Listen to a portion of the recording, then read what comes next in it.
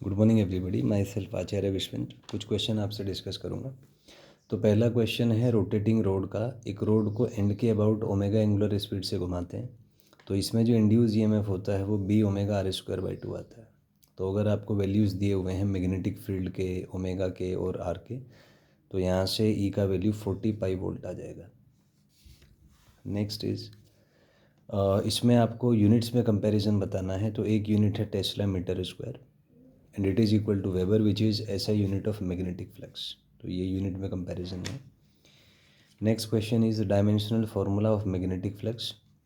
तो magnetic flux का जो डायमेंशनल फार्मूला है वो m1L2T-2I-1 होता है। Flux is equal to LI वाले फंडे से आप कैलकुलेट कर सकते हैं। Next is total magnetic flux is equal to n times phi not. अगर एक मल्टीपल कोइल्स आपको दिए हुए हैं और एक सिंगल कोइल में फ्लक्स फाई नॉट है और ऐसे n कोइल्स हैं, तो total flux n phi naught हो जाएगा और phi naught is equal to LI होता है, तो टोटल फ्लक्स NLI आ जाएगा यहाँ से। Next question is flux is equal to T² + 3T-7। तो ये magnetic flux as a function of time आपको दिया हुआ है। आपको इंड्यूस ईएमएफ निकालना है, तो ये होता है -(d∅dt). तो इसको सॉल्व करेंगे, -(T² का डिफ्रेंशिएशन 2T, 3T का 3, तो E is equal to -(2T+3) आ जाएगा। सो अगर ग्राफ की बात करें E वर्सेस T के, तो ये ग्राफ का स्लोप जो है वो नेगेटिव स्लोप होगा। और अगर इसकी ग्राफ की स्लोप की बात करें E वर्सेस T, तो ऐसा कुछ ग्राफ आएगा यहाँ से। तो ग्राफ की शेप एक स्ट्रेट लाइन होगी, ये कह सकते हैं।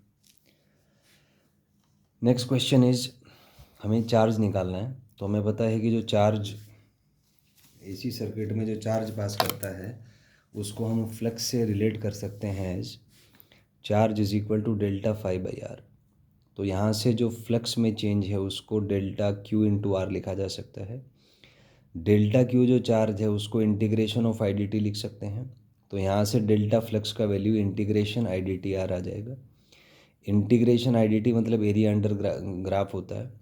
तो इसमें ग्राफ का एरिया जो है वो हो जाएगा ½ into base into altitude into इसका रेजिस्टेंस। तो यहाँ से फ्लक्स आपका 2 वेबर आ जाएगा। नेक्स्ट क्वेश्चन में फ्लक्स दिया हुआ है as xt² as a function of time. हमें पता है EMF -d∅dt होता है। तो इसको सॉल्व करेंगे, ये आपका -d/dt ऑफ xt² आ जाएगा। x बाहर निकाल लीजिए, t² का डिफ्रेंशिएशन 2t, तो e आपका -2xt आ जाएगा। ये 9 आपका दिया हुआ है, तो यहाँ से सॉल्व करेंगे, x का वैल्यू -9/2t आ जाएगा। तो अगर टाइम आपको दे रखा है 3 सेकेंड, तो x का वैल्यू -9/6 या -1.5 यूनिट विल बी वेबर पर second square. Next question is जो चार्ज अभी इसी पे बेस्ड है, जो चार्ज फ्लो करता है वो होता है change in flux upon R. तो चेंज इन फ्लक्स में final flux minus initial flux, final flux हो जाएगा NB2 है, इनिशियल फ्लक्स NB1 है डिवाइडेड बाई आर। यहाँ से आपको चार्ज दिया हुआ है और इसमें NBA का वैल्यू कुछ कैलकुलेट करना होगा।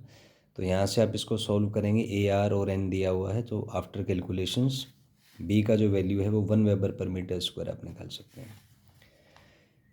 नेक्स्ट क्वेश्चन में मैग्नेटिक फ्लक्स होता है B/A और मैग्नेटिक फील्ड μ0NI/2 होता है,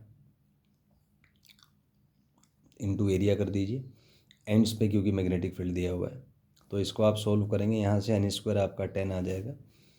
तो यहाँ से फ्लक्स का ये π² लगभग 10 होता है, तो फ्लक्स का वैल्यू कैलकुलेट करने के बाद लगभग 1.6 इंटू 10⁻⁻⁷ वेबर आ जाएगा। नेक्स्ट क्वेश्चन में फ्लक्स के ऊपर बेस्ड है। फ्लक्स होता है NBA cos ωt। तो अगर नंबर ऑफ टर्न्स 50 हैं, एक स्क्वायर कॉइल है, तो उसके लिए फ्लक्स 50 BA² cos ωt आ जाएगा। नेक्स्ट क्वेश्चन में एक ओपन सरफेस आपको दिया हुआ है, तो फ्लक्स होता है BA cos θ। इस क्वेश्चन में थीटा 0 है, तो फ्लक्स आ जाएगा BA cos 0 which is equal to BA। Next question में फ्लक्स होता है BA cos θ। तो यहाँ पे आप देख सकते हैं कि एरिया वेक्टर और मैग्नेटिक फील्ड के बीच का जो एंगल है वो 90 - α है। तो ये आ जाएगा BA cos 90 - α, जो कि होता है sin α। तो फ्लक्स यहाँ से BA sin α आ जाएगा। अगर हम ए क्रॉस बी करें तो वो ए बी साइन अल्फा होता है, इसका मतलब फ्लक्स को ए क्रॉस बी लिखा जा सकता है।